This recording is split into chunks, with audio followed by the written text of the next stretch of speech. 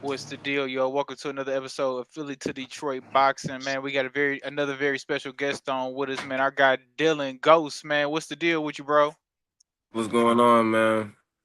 Nothing much, man. Out of Queens, New York, man. And really how we get it started, man. Pretty much all our interviews. How you really get started with the sport of boxing, man? What got you interested? Did somebody get you interested? How it all began for you? For me, at the age of 7, I started doing karate, and I always kind of just liked combat. Was always getting into fights and stuff. So as my brother started boxing, ever since he had got injured, it had made me, you know what? Let me go ahead and do this because when he did box, he told me I had some. So I just started walking up to the gym, probably like a 2 mile walk every day. And when I came back, they welcomed me in the gym and stuff. You feel me? And around that time, I was pretty lonely. So the fact that they welcomed me in there, I ain't had to pay nothing. They just was just taking care of me because everybody seen something in me. I just wanted to keep going because it was something I was good at. I wasn't really good at much but fighting. You feel me? So I thought if I want to be remembered in this world, maybe I can do it through boxing. You feel me? No, So real that's shit, that's bro. really what started it all. Obviously, with the video going viral and everything, man, everybody want to kind of, get the insight about that, about your style and how you kind of, what you kind of consider your style, and how would you describe it? Do you kind of compare yourself to anybody, or is that just something, your awkwardness to your style? Is it like something you just kind of, it just came about? How did it kind of all come about for you? And how would you describe it? Um, I describe my style as a mastery of many styles. Um, you see, I don't really have a general style. Most of the time, I fight depending on the situation, depending on whether my opponent is taller, bigger, skinnier, or stronger, or more advanced to me. Um, I take a lot of things that people see that may resemble a number fighter. I take that from other fighters as the video that went viral, you see me swaying my head left and right. You see, I took that from Muhammad Ali, how I seen him float around the ring. I throw flurries like Sugar Ray Robinson. I took that from him because the way it's so perfectly thrown to stab somebody and to throw hooks from such a long range is so perfect. Um, I took my punch selection from Tommy Hearns so I can be able to set up the jab distance and set up the two, following with the three. Um, my movement mostly came from Marvin Hagler because I love the way he could bounce around. He used that bounce for more leverage to be able to switch, to be able to dance around his opponent, to add more power to his punches, to add a boost. You feel me? So I take all of these and I kind of bend them into a way that I understand. And that may be very awkward to other people, you know what I'm saying? Because people are very built off of the standard boxing, 1, 2, 3, parry two, you know what I'm saying? I didn't want to be too standard because when I started boxing, I started it kind of late. And when I got in there, I was fighting. My first person I sparred was B Norman. You know what I'm saying? I was sparring straight killers, you know what I'm saying? I didn't want to get hit. So it made me develop a quick style fast. You know what I'm saying? And it happened to become like being as elusive as I can because I wanted to be able to move my body in such ways to where I could throw shots at people who are way smarter than me to where they couldn't see it. Because I know if I threw something that they was practiced that was standard, they'll be able to counter me. They'll know what's gonna happen because they have more experience. So I have to think outside the box. That's where my style kind of came from. But I think the swaying left and right stuff and the little dancing stuff you see me do, I really think that came from the days where I didn't take boxing serious. You see, I had took two socks and I had duct taped them together and I duct taped like a string, like a maze ball. I made a maze ball, put it in my ceiling, and for about like 3 hours every night, I just be moving my head, working on pure head movement. And at that time, I didn't know nothing about footwork or throwing punches or anything. You know what I'm saying? I just really hated being hit. So I guess that when I finally learned those things, that stuck with me and it changed me. You feel me? No, that That's was a where hell my of a style breakdown. kind of I ain't came gonna lie. from.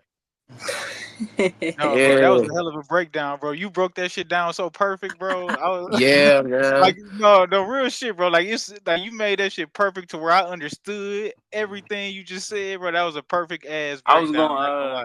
no effects. You feel like that's Yeah. like one of your biggest advantage, if not your biggest advantage?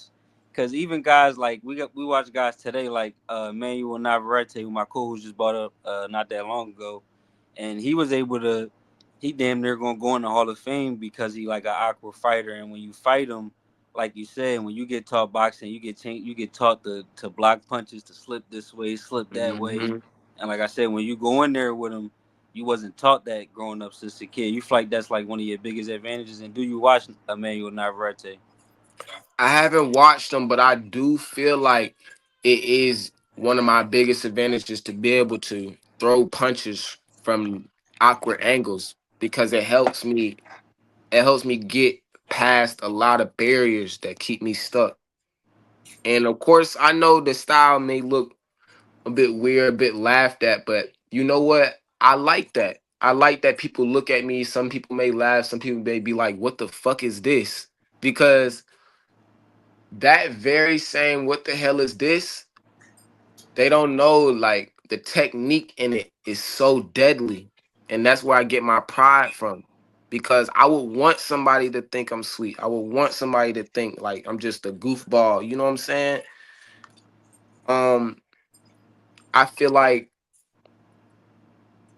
if you're a fighter that can take many martial arts, many styles, and convert them into one, I feel like you can reach higher, way higher levels than any fighter on this planet. And then, bro, well, first of all, I definitely think you should go watch whenever you get some time. Watch Emmanuel Navarrete, bro. Like y'all are Mhm. so similar, bro. Like For it's real. like I thought you watched him a lot. Like I'm not gonna lie, like y'all are very similar, bro. Like and he a 3-time world champion, bro. Like he a Hall of Hmm. Famer, like bro. So like I really think you should watch him. But no, to your point though, yeah, I definitely hear what you're saying as far as like mastering different styles and things like that. Did you do anything else besides karate and of course boxing? Um, I did wrestling for like 3 weeks, and those 3 weeks, I think the only thing that I took from it was probably switching stances because in wrestling you do a lot of sprawling and stuff, and I was real good at it. The first time I did it, and the coach was like, "What do I do?" I was like, "I box," but I think that it really helps you learn more of how to use your bottom half of your body. Yeah, definitely. Nah. And also to your point, like you said, I know you was going on like people like you want people to think you sweet, you know what I mean? And shit like that. Like people was laughing at the video that went viral and shit. Then the video Yeah. you sparring came out. Then they like, oh shit. Like he he low Yeah. key sharp as hell. Like and then like Yeah. so no man, facts, man. And then like as far as like training, who was your team, man? Where you train out of? Tell us some about some of the people that help you kind of get ready. Um, See, I train out of Granite City Boxing. Um, I have many coaches. I have Coach Mike. I have Sharif. I have Tito. I have Coach G and Coach Roy. Those are all five of my coaches. They all help me. They all help me with different things. You know what I'm saying? Um, I say Tito, he'll probably help me with fundamental because he's still pro. You know what I'm saying? So he'll teach me some things here and there. You got Sharif, he'll help me with like combos and just like sticking my jab out there, using my range. You got Coach G, he real military, you know what I'm saying? Went to war and all that, so he be putting me through rigorous training, you know what I'm saying? Get me right with the inside work. and how to place my punches with my knuckles.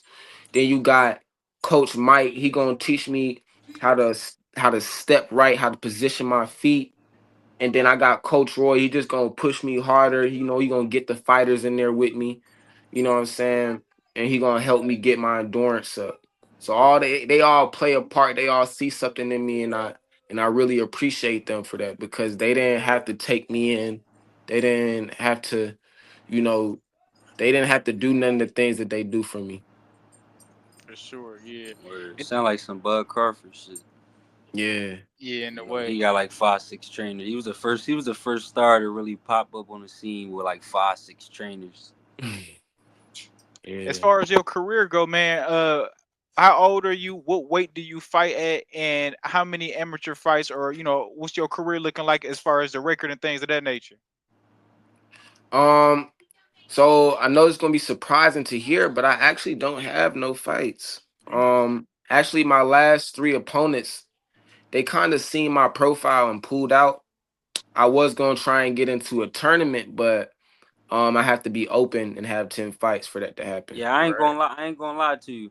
You gonna have to stop posting them sparring videos if you about to get a cause you gotta remember if Mhm. you only way Everybody I been say that saying that, man. only reason I say that is because if you was able to just turn open right away, let's just say if they like listen, it's up to you. If you want to get your fighter hurt, you don't want to do novice, you could do open, then you'll be cool. But the fact that they make you have to do novice, Hmm. you gonna have to stop posting them things. Yeah, they all been saying that, and Like I I'm said, gonna once you definitely get your chill. 5 fights out the way, you good. You can go right back to posting them things, Yeah, but you gonna have to chill out for a little I bit. gotta chill, yo.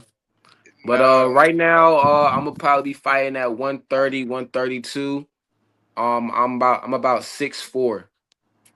Oh shit. Damn, Damn. damn. No, you look tall though. I mean, I'm not really surprised, honestly, because you look tall from the video. I'm not surprised. You got a good reach. You got, you a Mhm. lengthy guy, so I'm not surprised by that. But I was probably thinking like 6'2" or something. I wasn't thinking 6'4", Yeah, especially at speak the of 132. no, that's Yeah, I've crazy. That always been a really, really, really skinny guy. Like probably when I was 17, I think I was 113 pounds. Mm. Probably like 6 foot. I'm about to say, speak on the Brian Norman sparring. You say your first sparring was Brian Norman. Obviously, you know Mhm. he a current world champion right now. Just speak on that experience and how he helped you out. Man, it was gruesome, bro. Like I got in there, I was scared as shit. But I was trying to throw punches and I was just missing all of them, bro. And then he kept on draining my stamina without even throwing punches. He would just come up to me, maneuver Yeah. me, push me, throw my head down. But at the same time, I loved it because there's one thing that everybody in my gym called me crazy for. I like getting in there with fighters that's way better than me, like national, bigger, anything like that, because those times make me better. Every time I spar someone and I spar them again, I come back better, if not better than them. Because I take those moments and I go home and I go in my head and I just think very vividly everything that happened and everything that I went wrong. And I go over and over and over, repeat the same punch in the same way I got hit until I dodge it, until I'm better. So every time he had turned my body a certain way or pushed me a certain way or hold me a certain way, it made me like, okay, that's what I do when I'm trying to wear somebody out without even having to throw a punch. This is what I do when I want to close the distance. So I actually, after that, I actually told B, I told him, I was like, I probably still have the notes to this day, but I told him, I was like, this is my goal. First, I'm gonna train harder than you. And I'm gonna have to do that by coming here more than you. Second, I'm gonna make you bleed. And then third, I'm gonna beat you one day. He laughed it off and stuff, but he still became my mentor. You know what I'm saying? He still helped me out. Even till this day, I was just speaking to him this morning and stuff. But yeah, definitely. It's like he's like my I see him as my rival. You know what I'm saying? I see him as that person I need to be. You know what I'm saying? Facts. So yeah. No, that's dope, especially with you being so close with him. That just motivates you even more. You know what I'm saying? Because Mm-hmm. you get to see it right up close. You know, he a world champion. You get to see that world championship work right up close, or get that world Mm-hmm. championship mentorship right up close. So, no, I feel you for sure. And then, Yeah. man, how do you kind of mentally prepare for, just training? Or I know you said your opponents have pulled out on you 3 times now, but in Yeah. terms of a fight, like how would you mentally prepare for that? What's the mindset going in? Are you nervous still? Like, give us like a quick breakdown. My nerves are over the place. You know what I'm saying? I don't even because of my experience, I don't overthink. You know what I'm saying? I don't think the fighter may be weaker than me. I stay humble. I train hard as hell. I do a lot of stamina workouts. And I just stay consistent, you know what I'm saying? Hopefully on the 26th I get this fight. Uh if not, we probably gonna go out to New Jersey and find me a fight out there. Just in terms of, chasing this journey of boxing, man, what do you kind of see as the outcome as far as turning pro? Where do you kind of how many amateur fights do you want to have? Do you want to take like 30, 40, 50, or like what do you see your trajectory kind of before you turn pro? I wanna see if I can make it to 2028 Olympics. But if not, I'm gonna turn pro. But I wanna at least rack up like maybe at the least 100 fights at the least. You know what I'm saying? Because I definitely do not want to lose when I go pro. Because I want to leave behind a memory, and only true gladiators can leave behind a memory. You know what I'm saying? And I gotta show the world that I'm worthy. Because I've always been doubted. Because my height, because I'm how skinny I am, because of how different I fight. I gotta be able to show the world that you can be different. You can take those steps. You don't gotta be like everybody else to be great. At what age you feel like it hit you where you basically decided that that you was going to chase the dream and try to be a world champion one day? When I looked around, I seen how much my coaches believed in me. I seen how much my mom believed in me. I seen how much I was growing as a person. I I knew I was meant for something. You feel me? Cause this was the only thing I was good at. So I knew I just had to take this serious. It was something that just told me like, take this serious, deal.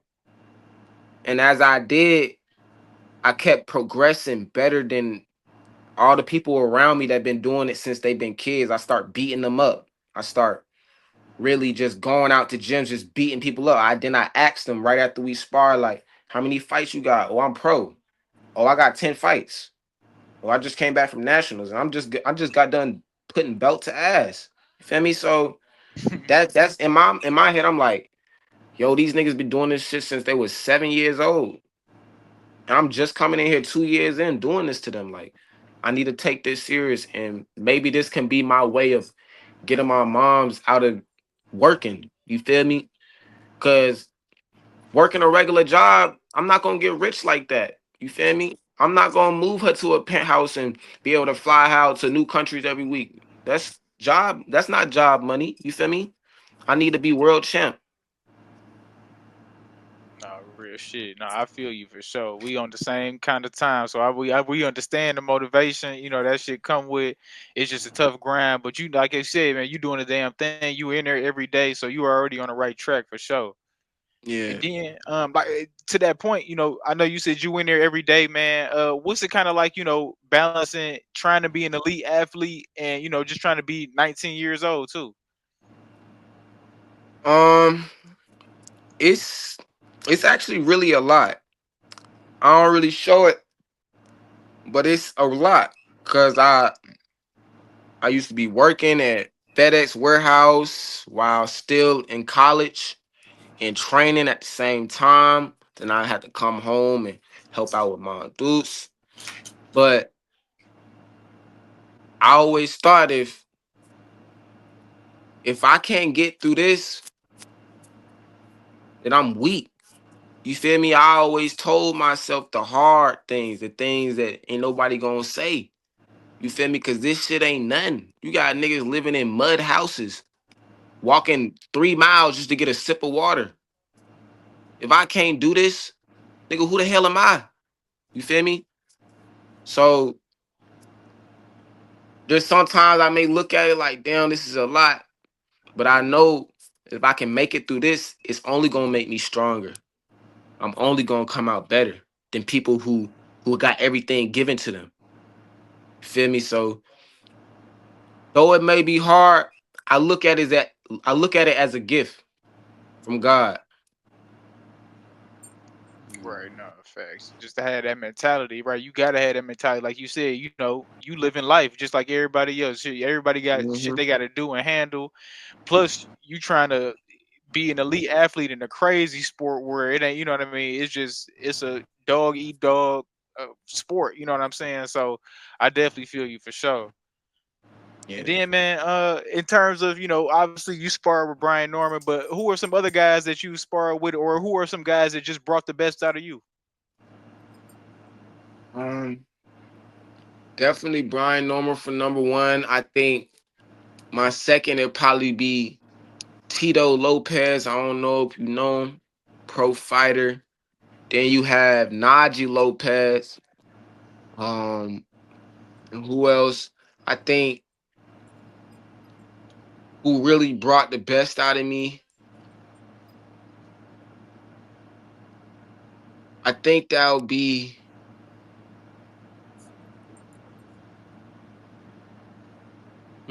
this dude named Ali. One day he came in because he was gonna be on the Olympics team, but he chose a different path. So one day he just came in and I seen him. He looked like he was a fighter, but he was a pretty boy wearing designer and stuff. Coach just threw me in there. He was like, you want to get in there with Ali? And I was just like, okay. Not knowing that dude damn near got 100 fights. And you know what I'm saying? So I get in there with him and he just started going crazy, just throwing combos together. But I didn't back down, you feel me? Because that was my very first look at a real amateur fight. He going 20 pounds bigger than me. So through the midst of getting hit, I thought to myself, in this moment right here, if I just roll over for the feet, will I ever be anything? So you know what I did? I stood my ground in the middle of the ring with him and I start brawling. Just start brawling. I hear a coach in the background like, damn, Ali, what the hell? You know what I'm saying? And that day I had got dropped. And it was because I wanted to brawl. I wanted to keep throwing shots to see how long I would last. I didn't want to just be a punching bag. You feel me? When I got dropped, though, it only made me madder. I got up with an anger. And for the first time ever, I released some type of spirit in me. You know what I'm saying? Some gladiator spirit. I got up with such a anger. I just start wailing on him. You know what I'm saying? Making his body go back and forth, back and forth. In that moment, I realized how strong I really am, and that pushed me to be better. That made me realize that I'm so far beneath the regular average level because he wasn't even boxing anymore. He retired. So if a retired person can come in here and do this to me, then am I even training hard enough? You feel me? I don't care how far you went. If you went to the nationals, the Olympics, if you world champion, if you retired, you coming in here doing this to me, and I'm training every day. It made me train harder. 3 months later, we sparred again, and I beat his ass. Bad.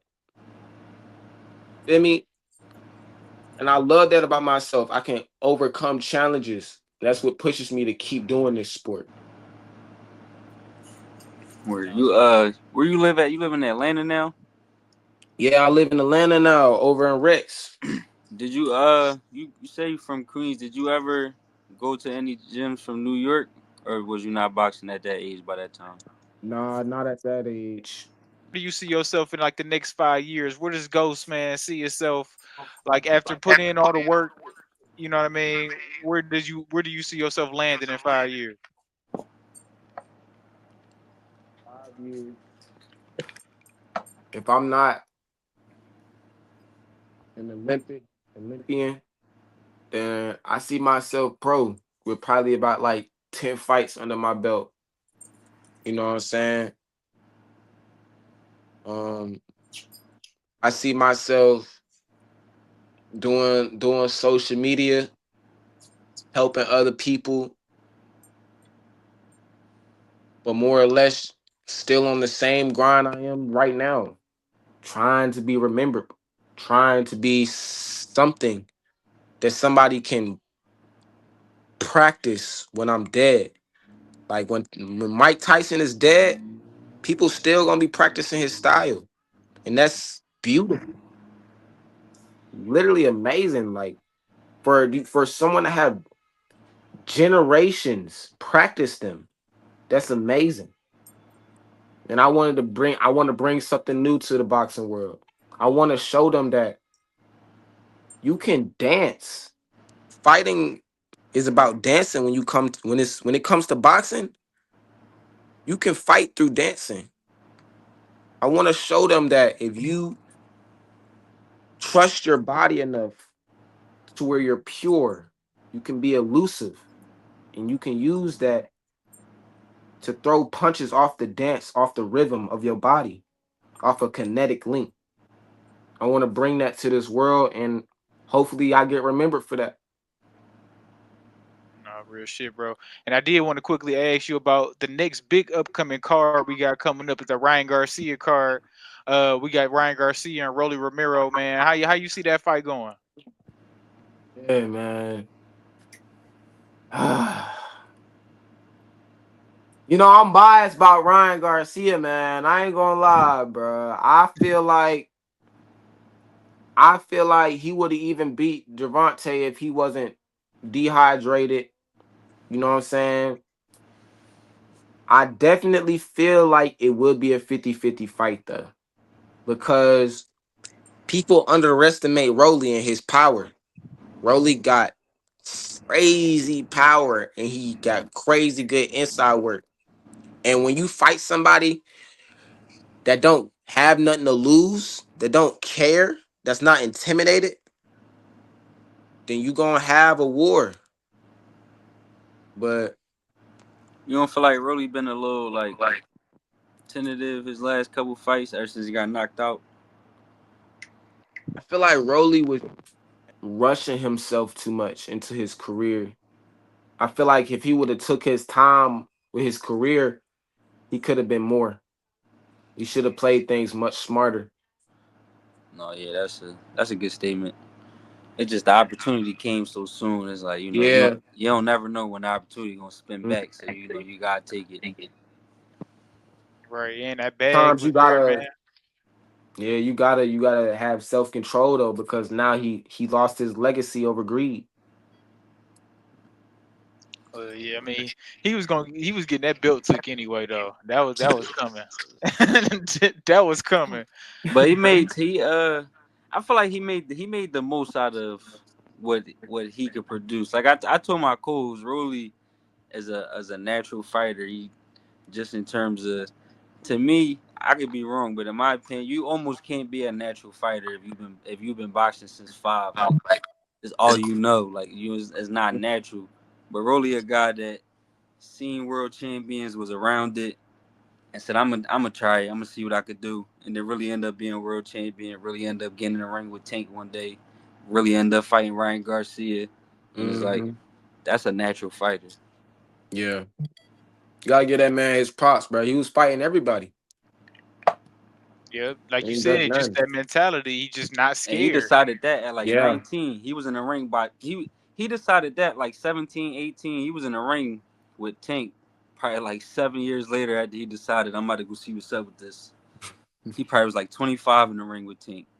He Yeah, decided like at 17, 18, I'm gonna go do this. He a natural fighter. yeah, you gotta applaud that man for that, man, for real. No, real shit, man. And like again, just not scared. That'll do a lot for a person, man. When you just got a bigger mentality, even if they better than you as far as skill wise. You know what I'm saying? So hmm no, real shit. Then on that same card, we got Devin Haney and Jose Ramirez. Jose Ramirez is a former unified champ at 140. Obviously, Devin coming off the big loss against Ryan. He need to bounce back, but it's not an easy opponent. How you kind of see it? Are you familiar with Jose Ramirez at all? I'm a little bit familiar with him. He definitely got left hook. Mm-hmm. I'm familiar with him. I feel like I don't know. I feel like he got a chance because at the same time, I be looking at Devin Haney and he don't look like he much focused on him. He look like he focused on Ryan. It is never good to underestimate your opponent because that's what he did with Ryan, and look what happened to him. You need to focus on what's in front of him. You know what I'm saying?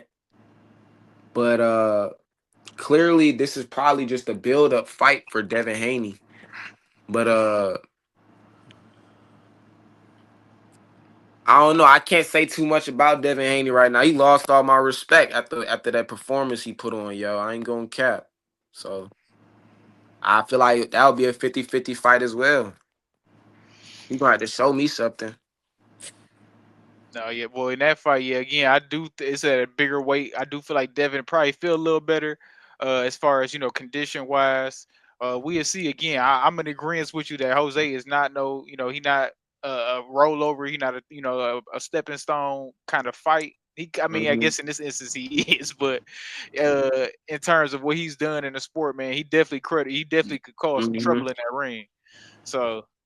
And then, of course, then last fight on that card, Teofimo Lopez and Arnold Barboza Jr. I like this fight too. That's the Definitely best fight on the card. think, Yeah, I'm excited to see T.O. fight. That boy's a beast. yeah, Teo Nah, he's a Cold, man. beast. Yeah. Every time I see T.O., he always training hard as hell. He always training hard as hell. Yeah. No, Yeah. Teo be on it. He just I'm crazy. I'm excited to see it just because I think Arnold Barboza is a real threat. And when you a Mm, real threat, that's a different Teal that show up. When you're not mm, that for real, you might could get some rounds, you might could touch him up. But when you a threat, when you a Lomachenko, you a Josh Taylor, you somebody who you know he will get busy on you, that's a whole mm. different fighter. So Yeah. Arnold Barboza, he poses a real threat. That's why Teal gonna make it look easy because of that reason. No, I feel it could be like you said, like a Boots situation. How Boots just went crazy the other Yeah, I night said for a that. That's guy. literally what I Yeah, you know said. what I mean. Mm, I knew it was going to look easier than lesser fighters who gave him hard trouble because this is a threat. Like, it's just fighters know who to play with and who not to play with. I really believe that. yeah. And No, they that's human. fact. They human at the end of the day. So it's like I might take more risks if I'm fighting somebody that's not on my level. They still human. Mm-hmm. No, real shit. So again, man, that's a crazy card coming up. That's the next big card. I don't think there's nothing really crazy no more this month. I know we got Charles Conwell, Gabriela Fundora, I think coming back. We got the Chris Eubank and Connor Bean. I actually like that fight too. I want to see that so I, bad. They've been they've been talking, beefing, yo. they've been talking That's crazy, no. That's generational beef. They dads hated each other. That's Oh what's man. my different. They god. dads done fought like I'm not sure Yeah, once they or dad twice. rumbled each other. Now they sons about to rumble each other. That's lit though. That's fun. That's Tough. cold though. That's like a That is movie. crazy, yo. How That's you tough. like that fight, man? How you like them guys, man? Obviously, like you said, they've been talking crazy. You banked and smacked them with an egg, all kind of shit, man. How you like this fight? Hey, I hey, I love it. I think Ubek might come out on top though. You know what I'm saying? He seems more controlled. He seems more patient. You know what I'm saying? A lot more to prove. When I look at him, I see that I just see something in him. I see something in him. and people, a lot of people are looking at him as a bad guy right now. All I see is somebody who misunderstood. All I see is someone who's trying to get out of somebody else's shadow. No, I feel that. I Yeah, like the fight, man. that's why. At first, to be honest, I had Conor Ben, but I went to watch both of these fights, and it made me change my pick just because the fight gonna be at 164, and the Dobson fight just changed my mind. It's just like he wasn't able.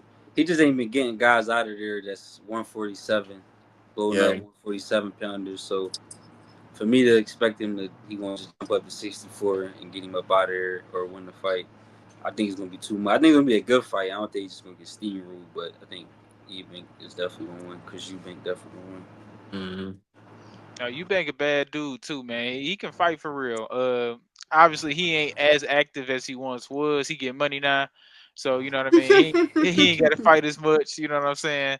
But in his last couple fights though, he looked really good though. His last like 2 fights, he looked really, really good. So he got upset. he got upset. He got beat once. He got knocked out. He came back and he got the knockout win, and then he got another knockout. Yeah, he was never supposed to lose, man, but he got to get back though. Yeah, he wasn't never supposed to lose that fight. He got clipped. It's cool though. Yeah, he got clipped, man. But again, that's gonna be a good fight. I think that's the last big card of this month, and then we on May after that.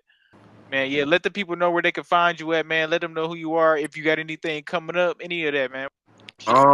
You guys can find me on Instagram, Ghoustak. That is EHOUSAK, and on TikTok I post all my sparring and bad work. You'll see me on Tale of Ghosts. I'm gonna continue on the journey. Y'all definitely see me again on your pages. You know what I'm saying?